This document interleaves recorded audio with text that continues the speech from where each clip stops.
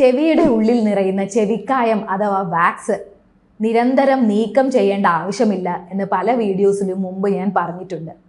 എന്നാലും ചെവിയുടെ ഉള്ളിൽ നിന്ന് ഈ വാക്സ് നീക്കം ചെയ്യാനായി ടിപ്സ് അഥവാ കോട്ടൺ ബഡ്സ് ഉപയോഗിച്ച് ആളുകൾ ചെവിയിൽ ഇഞ്ചുറിയൊക്കെ ഉണ്ടാക്കി എപ്പോഴും OPയിൽ എത്താറുണ്ട്.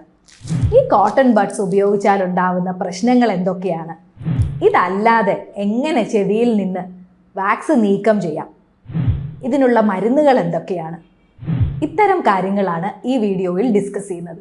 ഞാൻ ഡോക്ടർ പ്രബീത, കോഴിക്കോട് ഡിസ്ട്രിക്ട് കോപ്പറേറ്റീവ് ഹോസ്പിറ്റലിലെ ENT സർജനാണ്.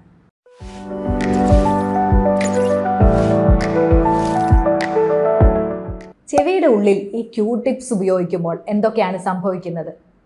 ചെവിയുടെ ഉള്ളിലെ വാക്സ് വളരെ ഉള്ളിലേക്ക് തള്ളിപ്പോവാം. ഇങ്ങനെ വരുമ്പോൾ കേൾവിക്കുറവും ചെവി അടപ്പും ചെവിയിൽ മൂളലും ഒക്കെ അനുഭവപ്പെടാം. പിന്നെ വളരെ ഉള്ളിലോട്ടാണ് ഇത് പോകുന്നതെങ്കിൽ ചെവിയുടെ കർണപടത്തിന് ഇഞ്ചുറി സംഭവിച്ച് അവിടെ ദ്വാരമുണ്ടാവാം. ഇത് കാരണമുള്ള കേൾവിക്കുറവ് വേറെ.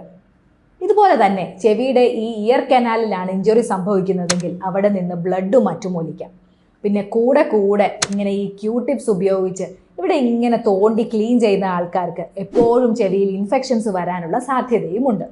ഇങ്ങനെ വീർത്ത് വന്ന് ചെവിയുടെ ഈ കനാല് അടയുകയും കേൾവിക്കുറവും ചെവിയിൽ എപ്പോഴും അസ്വസ്ഥതയും അനുഭവപ്പെടുന്ന ആൾക്കാരുണ്ട്. അതുകൊണ്ട് ഒരിക്കലും ഈ കോട്ടൺ ബഡ്സ് ചെവി ക്ലീൻ ചെയ്യാൻ ഉപയോഗിക്കാതിരിക്കുക എന്നുള്ളതാണ് ആദ്യത്തെ സ്റ്റെപ്പ്. പിന്നെ എങ്ങനെയാണ് നമ്മൾ ഈ ചെവിക്കായം നീക്കം ചെയ്യേണ്ടത്? വാക്സ് സോഫ്റ്റൻ ചെയ്യിക്കാൻ അല്ലെങ്കിൽ അലിയിപ്പിക്കാനായി നമുക്ക് എന്തൊക്കെ ഡ്രോപ്സ് വീട്ടിൽ നിന്ന് പരീക്ഷിച്ച് നോക്കാം. ഈ വീട്ടിൽ നിന്ന് പരീക്ഷിക്കുക എന്ന് പറയുമ്പോൾ നിങ്ങൾ മനസ്സിലാക്കേണ്ട കാര്യം, ഞാൻ ഈ വീഡിയോയിൽ പറയുന്ന ഒരു മരുന്നുകളും ഒരു ഡോക്ടറുടെ പ്രിസ്ക്രിപ്ഷനോ അല്ലെങ്കിൽ കൺസൾട്ടേഷനോ പകരമാവില്ല. ചെവിയിൽ ഹോളൊന്നുമില്ല എന്ന് ഉറപ്പാക്കിയ ശേഷം മാത്രം ഉപയോഗിക്കേണ്ട മരുന്നുകളാണ് ഇവയെല്ലാം. ഇതിൽ ആദ്യത്തേത് ഒലിവ് ഓയിലാണ്. നമ്മുടെയൊക്കെ വീടുകളിൽ സാധാരണയായിട്ട് കാണുന്ന ഒന്നാണ് ഈ ഒലിവ് ഓയിൽ. ഇത് 2-3 തുള്ളി രാവിലെയും ഉച്ചയ്ക്കും വൈകിട്ടും ഒരു 5 മുതൽ 7 ദിവസം വരെ ഒഴിച്ചു കൊടുത്താൽ കട്ടിയുള്ള വാക്സ് സോഫ്റ്റ് ആവും. ചിലതൊക്കെ പുറത്തേക്ക് വരികയും ചെയ്യും. അപ്പോൾ ഇങ്ങനെ പുറത്തേക്ക് വരുന്ന വാക്സ് നമുക്കൊരു സോഫ്റ്റ് ആയിട്ടുള്ള തുണി ഉപയോഗിച്ച് തുടച്ചു നീക്കാം. ഈ ഒലിവ് ഓയിൽ തന്നെ വാക്സ് അലിയിക്കാനുള്ള മരുന്നുകളായിട്ടും വിപണിയിൽ ലഭ്യമായിട്ടുണ്ട്. ചെറിയ കുട്ടികൾക്കൊക്കെ ആണെങ്കിൽ വളരെ സേഫ് ആയിട്ട് ഉപയോഗിക്കാൻ സാധിക്കുന്ന ഒന്നാണ് ഈ ഒലിവ് ഓയിൽ ഡ്രോപ്സ്. പല ആളുകളും OPയിൽ വരുമ്പോൾ പറയാറുണ്ട്, ചെപ്പി അലിയിക്കാനായിട്ട് ഞാൻ ഹൈഡ്രജൻ പെറോക്സൈഡ് ഡ്രോപ്സ് ഒഴിച്ചിട്ടാണ് വന്ന ഡോക്ടറെ. കുഴിനഖമൊക്കെ ഉള്ള ആളുകൾ വീട്ടിലുണ്ടെങ്കിൽ ഈ ഹൈഡ്രജൻ പെറോക്സൈഡ് പലപ്പോഴും ചില വീടുകളിലൊക്കെ ഉണ്ടാവാറുണ്ട്. പക്ഷേ ഈ ഹൈഡ്രജൻ പെറോക്സൈഡ് ചെവിയിൽ ഒഴിക്കുമ്പോൾ ഒരുപാട് അളവിൽ ഒരിക്കലും ഉപയോഗിക്കാതിരിക്കാൻ ശ്രദ്ധിക്കുക. ഒരു 2-3 തുള്ളി മാത്രം രാവിലെയും വൈകിട്ടും ഒരു 5 ദിവസം ഉറ്റിക്കാം. അതിൽ കൂടുതൽ ഉപയോഗിച്ചു കഴിഞ്ഞാൽ ചെവിയുടെ നേർത്ത ചർമ്മത്തിന് കേടുപാടുകൾ വരാം. അതുകൊണ്ട് ഹൈഡ്രജൻ പെറോക്സൈഡ് നിങ്ങൾ ഉറ്റിക്കുന്നുവെങ്കിൽ ഇത് മുഴുവനായും ചെവിയിൽ നിന്ന് പുറത്തു പോകുന്നുവെന്ന് ഉറപ്പാക്കണം. 5 ദിവസം ഉറ്റിച്ചു, എന്നാൽ വാക്സ് ഒന്നും പുറത്തേക്ക് വരുന്നില്ലെങ്കിൽ ഒരു ഡോക്ടറെ കണ്ട് ഈ വാക്സ് നീക്കം ചെയ്യാൻ ശ്രദ്ധിക്കുകയും ചെയ്യണം. വാക്സ് അലിയാനായിട്ട് വിപണിയിൽ തന്നെ ലഭ്യമായിട്ടുള്ള പല മരുന്നുകളുണ്ട്. ചെവിക്ക് ദ്വാരമൊന്നുമില്ല, ചെവിയുടെ പാടയ്ക്ക് ഹോളൊന്നുമില്ല എന്ന് ഉറപ്പാണ്. എന്നാൽ ചെവി അടപ്പിന് കാരണം ഈ വാക്സ് ആണെന്ന് നിങ്ങൾ ഉറപ്പാക്കിയിട്ടുണ്ടെങ്കിൽ ഇത്തരം മരുന്നുകൾ ഒരു മെഡിക്കൽ ഷോപ്പിൽ നിന്ന് വാങ്ങിച്ചുപയോഗിക്കാം. എന്നാൽ ഇതും 2-3 തുള്ളി ഒരു 3 പ്രാവശ്യം വെച്ച് 5 മുതൽ 7 ദിവസം വരെ ഉപയോഗിക്കുക. ചെവി അടപ്പ് മാറുന്നില്ലെങ്കിൽ ഒരു ഡോക്ടറെ കണ്ട് ഇത് ക്ലീൻ ചെയ്യാനും ശ്രദ്ധിക്കണം. ഇതുപോലെ തന്നെ ഉപയോഗിക്കാവുന്ന മറ്റൊരു മരുന്നാണ് അസറ്റിക് ആസിഡ്. അസറ്റിക് ആസിഡ് എന്ന് പറയുന്നത് നമ്മുടെ വിനാഗിരിയാണ്. ഇതിൻ്റെ അർത്ഥം വിനാഗിരിയുടെ എസൻസോ അതല്ലെങ്കിൽ സിന്തറ്റിക് വിനേഗർ എന്ന് പറഞ്ഞ് പാചകത്തിനായി ഉപയോഗിക്കുന്ന വിനാഗിരിയോ ചെവിയിലെടുത്ത് ഒഴിക്കാമെന്നല്ല.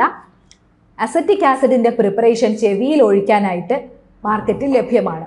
ഇതും നല്ലൊരു വാക്സ് ഡിസോൾവൻ്റ് ആയി തന്നെ ആക്ട് ചെയ്യും. അതുപോലെ അസറ്റിക് ആസിഡ് ഉപയോഗിക്കുമ്പോൾ ശ്രദ്ധിക്കേണ്ട ഒരു കാര്യം, ചെവിയുടെ പാടയ്ക്ക് ഹോളുള്ളവർ ഒരിക്കലും ഇത് ഉപയോഗിക്കാനും പാടില്ല. ഞാൻ നേരത്തെ പറഞ്ഞ മരുന്നുകൾ കൂടാതെ വിപണിയിൽ ഇപ്പോൾ ലഭ്യമായിട്ടുള്ള മറ്റൊരു വാക്സ് ഡിസോൾവൻ്റ് ആണ് സോഡിയം ബൈകാർബണേറ്റിൻ്റെ ഡ്രോപ്സ്. ഇത് സ്പ്രേ രൂപത്തിൽ മെഡിക്കൽ ഷോപ്പുകളിൽ ലഭ്യമാണ്. വളരെ കൺവീനിയൻ്റ് ആയിട്ട് യൂസ് ചെയ്യാം. ജോലി സ്ഥലങ്ങളിൽ പോകുമ്പോൾ ഇത് ചെവിക്കുള്ളിൽ സ്പ്രേ ചെയ്താലും മതിയാവും. ഇങ്ങനെ സ്പ്രേ ചെയ്യുമ്പോൾ ഈ വാക്സ് തനിയെ പുറത്തേക്ക് വരും. ഇതിലൊരു കാര്യം മനസ്സിലാക്കേണ്ടത്, നമ്മൾ എന്തൊക്കെ സോഫ്റ്റ്നേഴ്സ് ഉപയോഗിച്ച് ഈ വാക്സിനെ അലിയിച്ചാലും ചെവിയുടെ ഉള്ളിൽ തന്നെ തങ്ങി നിൽക്കുന്ന വാക്സ് ഒരിക്കലും ഒരു ഇൻസ്ട്രുമെൻ്റ് ഉപയോഗിച്ചും എടുക്കാൻ ശ്രമിക്കരുത്. ഇങ്ങനെ ശ്രമിക്കുമ്പോൾ ചെവിയുടെ ഉള്ളിലെ നേർത്ത ചർമ്മത്തിനോ അതല്ലെങ്കിൽ കർണപടത്തിനോ കേടുപാടുകൾ സംഭവിക്കാൻ ഇടയുണ്ട്. അതുകൊണ്ട് വാക്സ് ഡിസോൾവെൻ്റ് ഒഴിച്ച ശേഷം നിർബന്ധമായും ഒരു ഡോക്ടറെ കൊണ്ട് തന്നെ ഇത് ക്ലീൻ ചെയ്യിപ്പിക്കാൻ ശ്രദ്ധിക്കുക. മൈക്രോ സക്ഷൻ ഡിവൈസുകൾ ഉപയോഗിച്ച് വളരെ വൃത്തിയായിട്ട് തന്നെ ഡോക്ടർമാർ ഇത് നിങ്ങൾക്ക് ചെയ്തു തരും. എന്നാൽ എപ്പോഴും നിശ്ചിത ഇടവേളകളിട്ട് ചെവി ഒരിക്കലും ക്ലീൻ ചെയ്യേണ്ട ആവശ്യമില്ല. ചെവിയിൽ നിന്ന് എന്തെങ്കിലും ദുർഗന്ധമുള്ള ചെപ്പി നിറയുക, അതുപോലെ തന്നെ ചെവി വേദന അനുഭവപ്പെടുക, ചെവി കേൾക്കാതെ വരിക, തലകറക്കം തോന്നുക, ഇത്തരം പ്രശ്നങ്ങൾ ഉണ്ടെങ്കിൽ മാത്രമേ ഇടയ്ക്കിടെ ചെവി ക്ലീൻ ചെയ്യേണ്ട ആവശ്യമുള്ളൂ എന്നും കൂടി മനസ്സിലാക്കുക. അപ്പോൾ ചെവിയിൽ എപ്പോഴും കടിക്കുന്നുവെന്ന് പറഞ്ഞ് ചെവിയിൽ ക്യൂടിപ്സ് ഉപയോഗിക്കുന്ന ഒരു ഫ്രണ്ടോ ഫാമിലി മെമ്പറോ നിങ്ങൾക്കുണ്ടെങ്കിൽ ഈ വീഡിയോ ഒന്ന് ഷെയർ ചെയ്യുക. ചെറിയ കുട്ടികളുള്ള അമ്മമാർക്കും ഈ ഒരു വീഡിയോ വളരെ ഉപകാരപ്രദമായിരിക്കും. എൻ്റെ ഈ വീഡിയോ ഇഷ്ടപ്പെട്ടെങ്കിൽ എൻ്റെ വീഡിയോ ഒന്ന് ലൈക്ക് ചെയ്യുക, എൻ്റെ ചാനൽ സബ്സ്ക്രൈബ് ചെയ്യുക, കമൻറ്റുകൾ രേഖപ്പെടുത്തുകയും ചെയ്യണേ.